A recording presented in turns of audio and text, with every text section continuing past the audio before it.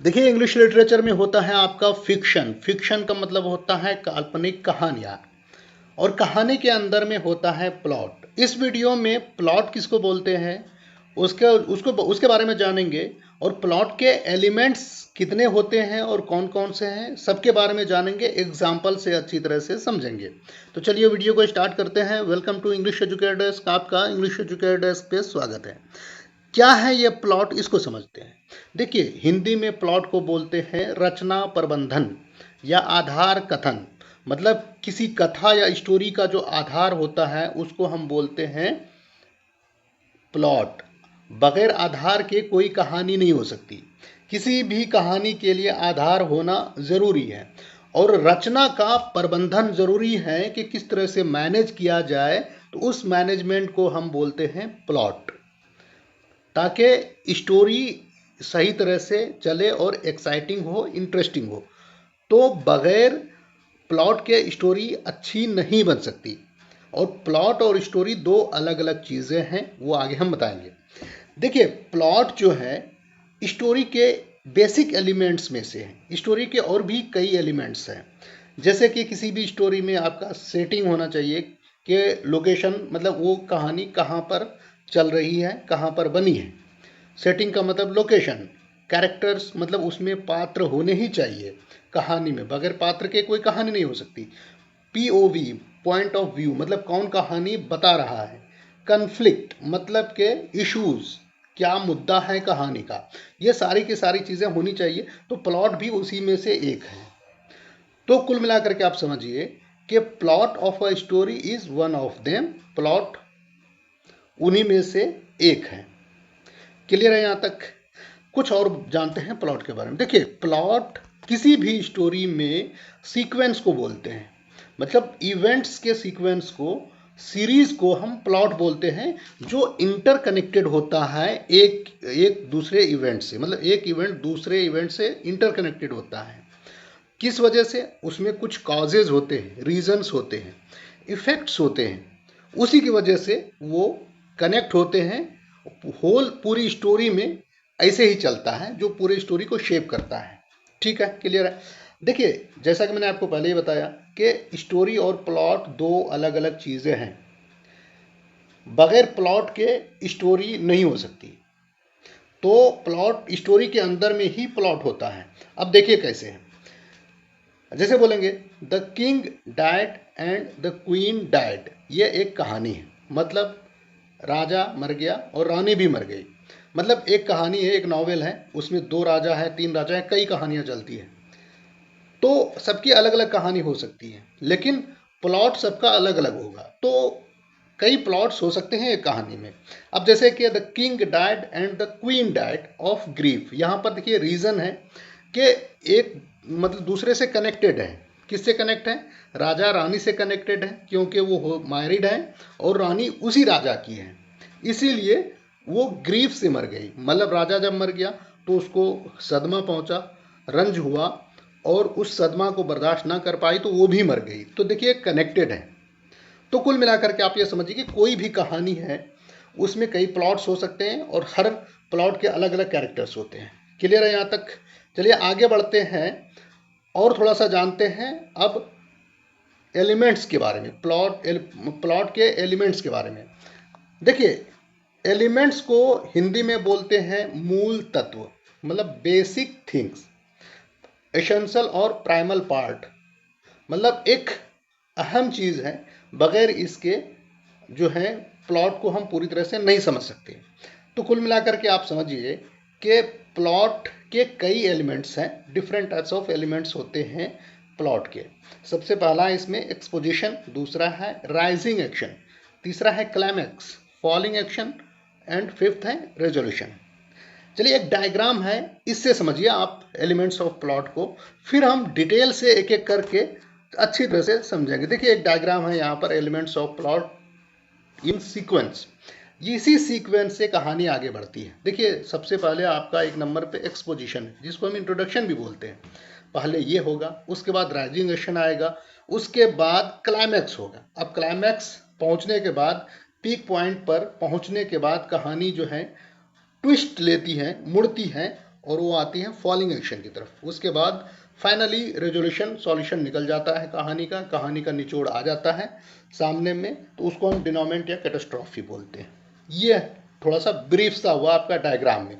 लेकिन अब डिटेल से समझते हैं एलिमेंट्स ऑफ प्लॉट को। सबसे पहले हम समझते हैं एक्सपोजिशन को। देखिए, जैसा कि मैंने आपको बताया, एक्सपोजिशन जो है किसी कैरेक्टर्स, मतलब जो कहानी में कैरेक्टर्स हैं, प्लॉट में जो कैरेक्टर्स हैं और सेटिंग है, उन पर फोकस होता है, उनको इंट्रोड्यूस करता है, मतलब वो इंट्रोडक्शन है एक्सपोजिशन का मतलब इंट्रोडक्शन, तो इंट्रोड्यूस करता है। और ये हमेशा जो है किसी भी लिटरेचर में, चाहे वो मूवीज हो, ड्रामाज हो, फिक्शन नॉन फिक्शन कुछ भी हो, तो वो स्टार्टिंग में ही आता है, पहले ही आता है। ऐसा नहीं कि बीच में आया, वो पहले ही आता है, ताकि थोड़ा सा इंट्रोडक्शन दे दिया जाता है कि इसमें ये बंदा होगा, इसका ये मेन एक्टर है, ये फला है, ये कहानी फला जगह बनी है, इस कहानी का मूड क्या है, मतलब लव स्टोरी है या थ्रिलर है या क्या है, वो सारी चीज़ें स्टार्टिंग में ही बता दिया जाता है। जैसे कि आपने देखा होगा, जिसे बोलते हैं कि जैसे वर्बली भी बोला जाता है या नाम लिख करके भी आता है, जिसे बोलते हैं Rajiv, the main actor of this film, वो कोलकाता में रहता है। कोलकाता एक मेट्रो सिटी है। तो ये देखिए, यहाँ पर सेटिंग भी बताया गया, मतलब लोकेशन बताया गया, मेन एक्टर के बारे में बताया गया, और भी बहुत सारी चीज़ें बताया जाता है, तो वो एक्सपोजिशन कहलाता है। क्लियर है यहाँ तक? नेक्स्ट है हम राइजिंग एक्शन की तरफ चलते हैं। देखिए, दूसरा है राइजिंग एक्शन। राइजिंग एक्शन का मतलब होता है ये स्टोरी प्लॉट का ही सेक्शन है जो लीड करता है, मतलब आगे बढ़ाता है, ले जाता है क्लाइमैक्स तक। क्लाइमैक्स तक पहुंचने से पहले राइजिंग एक्शन का होना जरूरी है। मतलब the point of the rising action is to build suspense and tension, मतलब एक भूमिका निभाता है राइजिंग एक्शन क्लाइमैक्स तक पहुंचने के लिए। वो उस भूमिका में आपका सस्पेंस होगा, उसमें टेंशन होगा कि भाई इसका आगे क्या होगा। अब मान लिया जाए, एक छोटा सा एग्जांपल लेते हैं। एक घर में चोरी हो गई, पता चला कि चोरी हुई है। अब सवाल उठता है कि अब चोर को कैसे पकड़ा जाए, कहाँ पर ढूंढा जाए। पता चलता है कि फला जगह चोर है, तो चोर को पकड़ने के लिए लोग मतलब चलते हैं, मतलब कोई चोर को पकड़ने के लिए जा रहे हैं, तो जाने का जो भाव है, जो चल करके जो जा रहा है, वो राइज कर रहा है एक्शन को वहां तक ले जा रहा है, कहाँ तक? चोर को पकड़ने के लिए। जब चोर को पकड़ लेगा तो वो क्लाइमैक्स तक हो जाएगा, क्लाइमैक्स तक पहुंच जाएगा। क्लाइमैक्स मतलब चरम सीमा तक पहुंच गया, चोर पकड़ा गया। अब चोर पकड़ने के बाद उसको मारे पीटे, जेल में डाले, कुछ भी करे, तो वो आपका फॉलिंग एक्शन और रेजोल्यूशन होगा। क्लियर है यहाँ तक? तो वही चीज़ है कि किसी भी क्राइम और मिस्ट्री को सॉल्व करने के लिए जो प्रोटैगोनिस्ट हैं वो जर्नी करते हैं, सफ़र करते हैं। और कोई रोमांटिक नॉवेल है, रोमांटिक मूवी है, तो अपने लव को पाने के लिए सफ़र में जाते हैं। जैसे कोई शिमला मसूरी गए, वहाँ पर मिल गया, तो वहाँ पर मिलने के बाद लव हो जाता है, तो वो जाने का जो वो है, वो आपका राइजिंग एक्शन है। और पहुँचने के बाद अगर कोई मिल जाता है, लव हो जाता है, तो वो क्लाइमैक्स हो गया। उसके बाद शादी होती है, तरह तरह की चीज़ें होती हैं, वो बाद में आपका फॉलिंग एक्शन है, रेजोल्यूशन होगा। क्लियर है यहाँ तक? चलिए, अब राइजिंग एक्शन के बाद हम चलते हैं क्लाइमैक्स की तरफ। देखिए, क्लाइमैक्स का मतलब होता है कि चरम सीमा। कहानी जो अगर चरम सीमा तक पहुंच जाती है, तो उसी को हम बोलते हैं क्लाइमैक्स।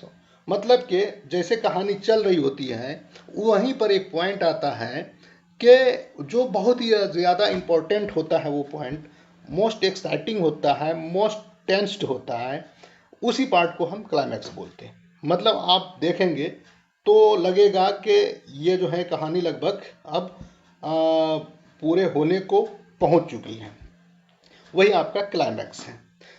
अगर सही बताया जाए रियल सेंस में, तो कहानी का मेन टर्निंग पॉइंट है, वो ट्विस्ट है, वो क्लाइमैक्स। क्लियर है? एग्जाम्पल देखते हैं। एक ड्रामा है, रोमांटिक ड्रामा है, विलियम शेक्सपियर के द्वारा लिखा गया एज यू लाइक इट।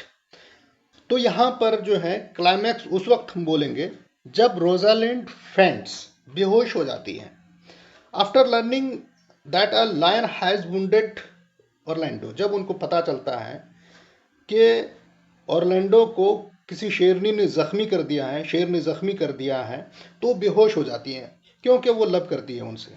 अब देखिए, रोजालिंड एक्चुअल में गैनीमेड है, भेष बदल करके वेशभूषा बदल लिया है उन्होंने और वो एक चरवाहन बन गई है वहाँ पर। और ओरलैंडो को वो परेशान कर रही है, उसके प्यार को आजमा रही है।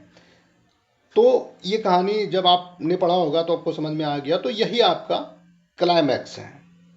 और क्लाइमैक्स कब है? जब वो डिसाइड करती है, अपने आप को रिवेल कर लेती है, ट्रू आइडेंटिटी को बता देती हैं कि मैं ही जो है रोजालिंड हूँ और कोई और नहीं है। और तो वो जो है वहीं पर ये क्लाइमैक्स तक कहानी पहुंच जाती है। क्लियर है क्लाइमैक्स? नेक्स्ट चलते हैं अब फॉलिंग एक्शन की तरफ। क्लाइमैक्स के बाद तुरंत आता है फॉलिंग एक्शन।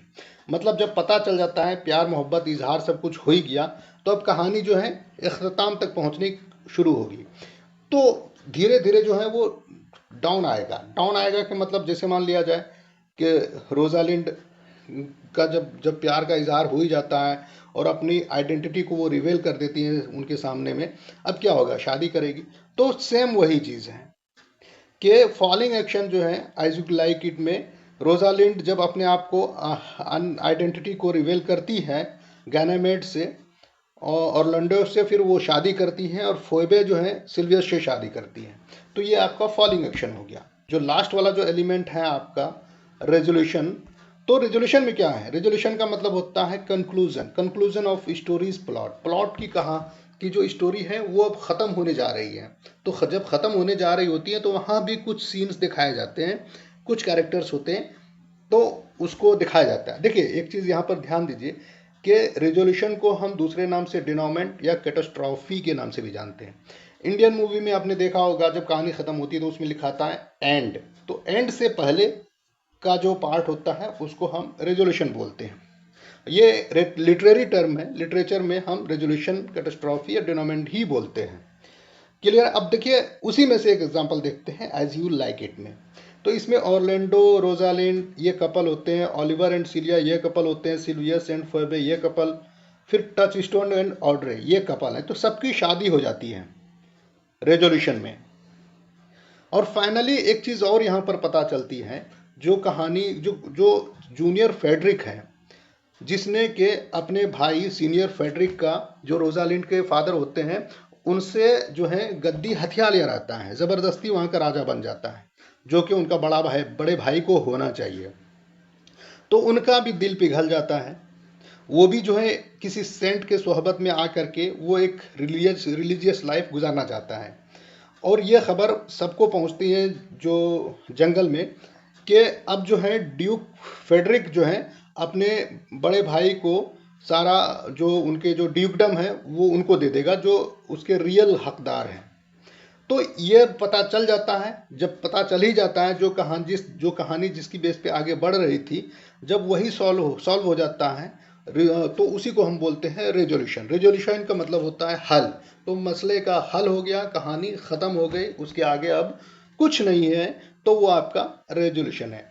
ठीक है? तो उम्मीद है आपने प्लॉट को और एलिमेंट्स ऑफ प्लॉट को इंग्लिश लिटरेचर में अच्छी तरह से एग्जाम्पल से समझ लिया है। Thanks for watching English educate desk.